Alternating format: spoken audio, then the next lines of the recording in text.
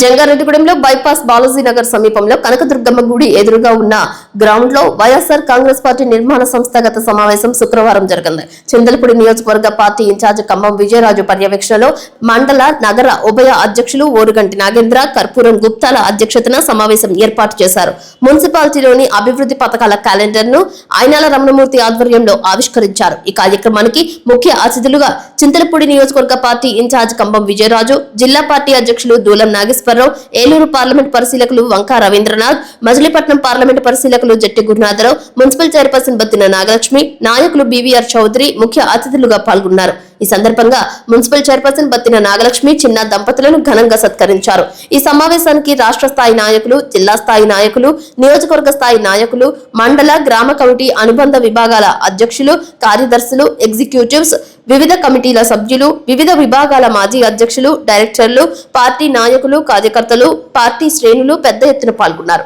Party రాష్ట్ర అధ్యక్షులు జగన్మోహన్ రెడ్డి ఆదేశాల మేరకు క్షేత్రస్థాయి నుంచి పార్టీని మరింత బలోపేతం చేసే దిశగా అడుగులు వేస్తున్నట్లు తెలిపారు.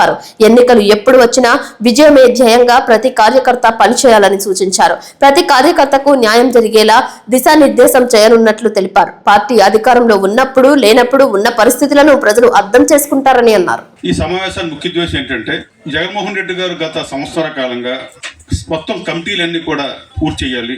కార్యకర్తలకి జగన్ 2లో నేను హామీ ఇచ్చిన ప్రకారం కార్యకర్తలకే పెద్ద పీట వేయాలనే ఉద్దేశం మీద గత సంవత్సర కాలంగా కూడా అనేక మీటింగ్లు పెట్టి, కార్యక్రమాలు పెట్టి, ఇన్ఛార్జీలందరూ కూడా జిల్లా ప్రెసిడెంట్ గారు అందరూ కూడా ఒత్తిడి తీసుకొచ్చి ముందు కార్యకర్తలతో సంస్థాగతంగా ఫిలప్ చేసి లిస్ట్ పంపమని చెప్తున్నారు. వాళ్ళ ఓటర్ ఐడి ఫోటోలతోటి వాళ్ళకి ఐడెంటి కార్డు ఇవ్వాలి, వాళ్ళకేమో ఇన్సూరెన్స్ కట్టించాలి, వాళ్ళందరూ కూడా సైనింగ్గా సిద్ధం చేయాలి. కార్యకర్తల్ని విస్మరిస్తే ఇబ్బంది వచ్చే కార్యక్రమం. గత 5 సంవత్సరాల పాలనలో కార్యకర్తల నాయకులు, మన జగన్మోహన్ రెడ్డి గారు కాదు, నాయకులు పట్టించుకునే పరిస్థితి. ఆ పరిస్థితి వల్ల కార్యకర్తలకు మొభావం ఉండడం వల్ల వైఎస్ఆర్ పార్టీ మీద కూటమి వారు అనేక రకాల అబద్ధ ప్రచారాలు చేసినా దాన్ని ఎదుర్కోలేకపోయాం.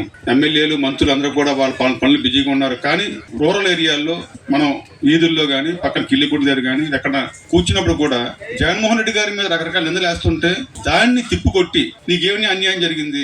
ప్రతి గ్రామంలో కూడా సచివాలయాలు ఏర్పాటు చేశారు, ఆర్బీకే సెంటర్లు ఉన్నాయి, అలాగే హాస్పిటల్ ఏర్పాటు చేశారు, వెల్నెస్ సెంటర్లు ఏర్పాటు చేశారు, అనేక రకాలుగా ఇచ్చారు. పేద ప్రజలకు కూడా మీరు అమ్మ కూడా అవనియండి, ఆసరా అవనియండి, చాలా చాలా కార్యక్రమాల ద్వారా మరి అందరూ కూడా ఆత్మగౌరవం కాపాడారు.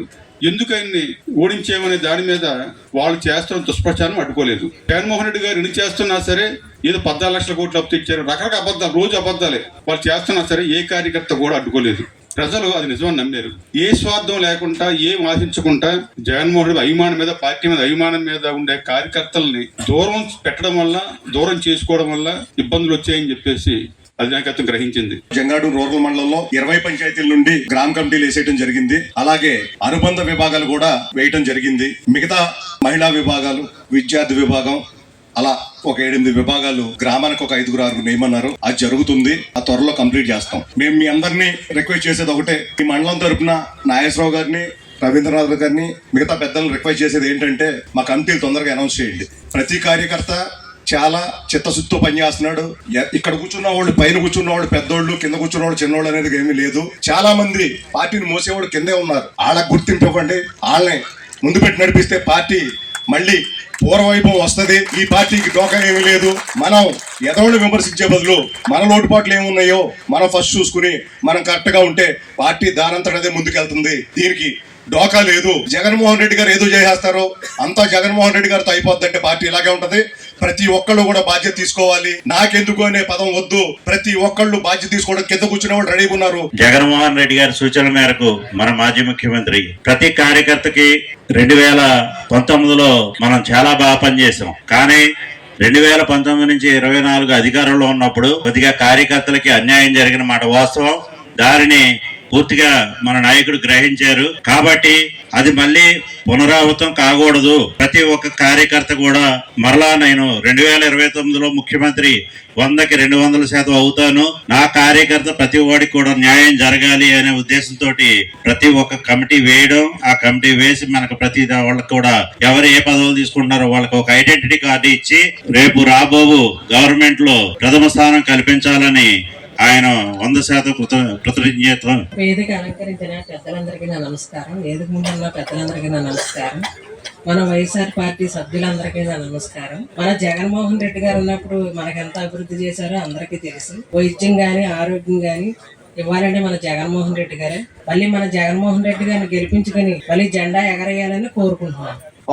వార్డు ప్రెసిడెంట్లు, కార్యదర్శులు, మెంబర్స్ అందరికి ఫిల్ చేసి విజయరాజు గారికి ఇవ్వడం జరిగింది. అలాగే అన్ని అనుబంధ విభాగాలకి కమిటీలు వేసి, చైర్మన్లు వేసి, ప్రెసిడెంట్లు వేసి అందరినీ అన్ని లిస్టులు ఇవ్వడం జరిగింది. బూత్ కమిటీలు అంతా ఓవరాల్ గా మేము ఒక టీంని మాత్రం ప్రిపేర్ చేయడం జరిగింది. ఈ టీం అంతా ఎంతో ఇదిగా గణనీయంగా జగన్మోహన్ రెడ్డి గారి గురించి వర్క్ చేయడానికి రెడీగా ఉన్నారు. అదే చెప్తారు. అలాగే without team work there is no success. ఒక్క మనిషి ఏమి చేయలేరు. సో అదే కార్యక్రమంగా జగనన్న 2.0లో కార్యకర్తకి మెయిన్ ప్రిఫరెన్స్ ఇస్తారన్న విషయం అందరికీ తెలుసు. సో ఇప్పుడు ఈ కార్యకర్తలు అందరూ నడుం బిగించి మన అందరం కలిసి 2029లో జగన్మోహన్ రెడ్డి గారిని సీఎం చేసుకుంటాం. అది ఘంటాపథంగా అందరికీ తెలిసిన విషయమే.